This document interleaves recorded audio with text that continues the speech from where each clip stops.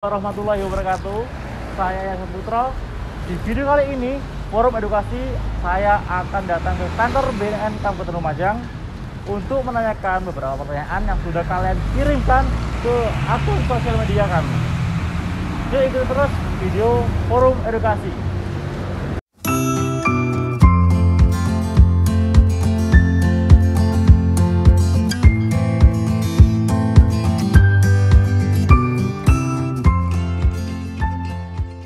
Halo adik-adik semuanya, Assalamualaikum warahmatullahi wabarakatuh. Bagaimana kabarnya? Sehat hari ini?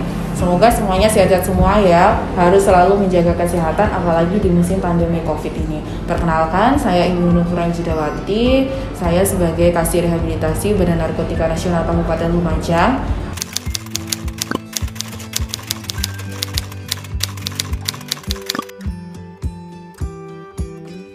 Ini pertanyaan yang banyak sekali diberikan oleh adik-adik semua. Biasanya ini pertanyaan kalau kita sedang ngisi materi tentang kesehatan nih, ada aja yang nanya ini, Bu, kalau seandainya suaminya pecandu, anaknya apakah juga pecandu? Kalau ibunya pecandu, apakah juga anaknya menjadi pecandu? Jawabannya adalah kalau yang pecandu itu adalah ibunya, itu yang beresiko.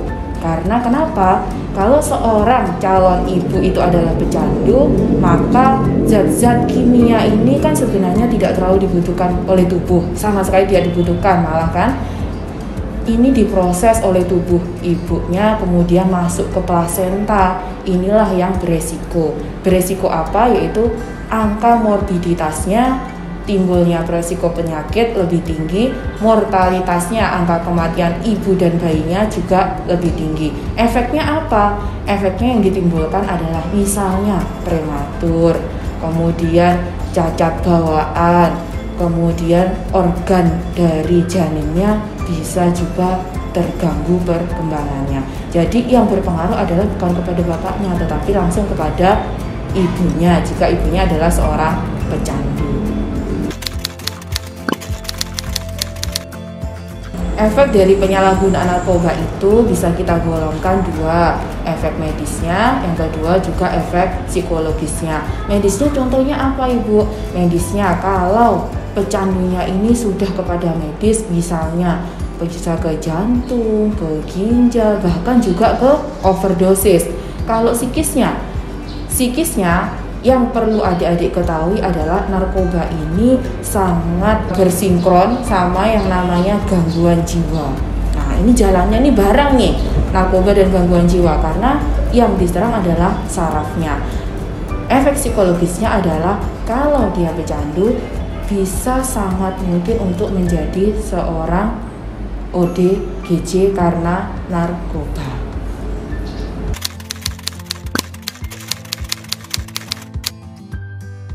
Narkoba ini ketika dikonsumsi langsung masuk ke aliran darah. Kita tahu adik-adik, apapun yang kita konsumsi pasti akan menjalur ke seluruh bagian tubuh melalui aliran darah.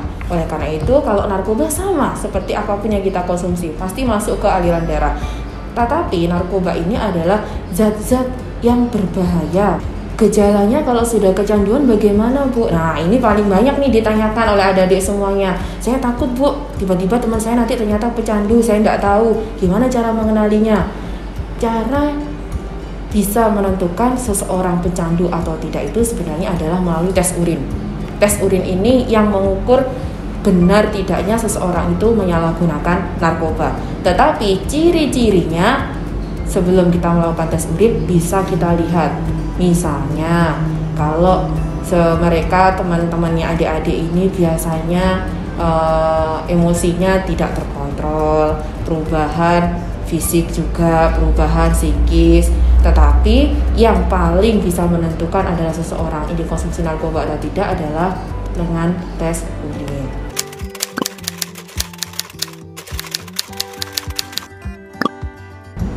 Adik-adik semuanya sudah tahu belum apa itu rehabilitasi? Sudah pernah dengar kan? Kalau belum pernah dengar tentang rehabilitasi, nanti cek di Instagramnya BNNK Lumajang ya. Di situ banyak juga dijelaskan tentang rehabilitasi. Nah, yang banyak pertanyaan dari masyarakat adalah kalau sudah direhab, apakah benar-benar sudah terlepas dari narkoba? Rehabilitasi itu ada, setelah rehabilitasi itu ada dua adik-adik. Yang pertama, selesai menjalankan program rehab. Yang kedua adalah drop out. Kalau selesai menjalankan program rehabilitasi, di program rehabilitasi ini kita lakukan tes urin. Selesai dari rehabilitasi, kalau programnya benar-benar diselesaikan, ini menjamin untuk berhenti dari narkoba. Tetapi ketika kembali ke rumah, ketika sudah kembali ke rumah kok tidak ada dukungan dari keluarga misalnya, dukungan dari lingkungan misalnya, bisa seseorang ini kembali lagi menjadi pecandu. Yang kedua, kalau drop out. Nah, drop out ini belum selesai program rehab, sudah keluar. Jadi ini belum selesai kita berikan treatmentnya, tetapi sudah keluar. Ini bisa jadi menyalahgunakan narkoba lagi. Intinya, ketika menjalankan program rehabilitasi, ketika sudah selesai dan kembali ke masyarakat, tetapi tidak ada dukungan atau kurang dukungan dari sekitar untuk tetap menjaga yang mantan pecandu ini agar tidak kembali menyalahgunakan narkoba, seseorang itu bisa saja kembali menjadi pecandu. Tetapi kalau ada dukungan dari keluarga, dari teman, dari masyarakat untuk melindungi pecandu ini agar tidak kembali ke narkoba, insya Allah akan terbebas dari narkoba. Terima kasih adik-adik yang telah memberikan pertanyaan kepada kami. Jika masih ada pertanyaan yang lain, saya yakin nih masih pada penasaran kan tentang narkoba itu gimana, narkoba itu apa. Kalau masih ada pertanyaan yang lain, silahkan komen di sosial media di bawah ini. Kita tunggu ya. Terima kasih. Wassalamualaikum warahmatullahi wabarakatuh.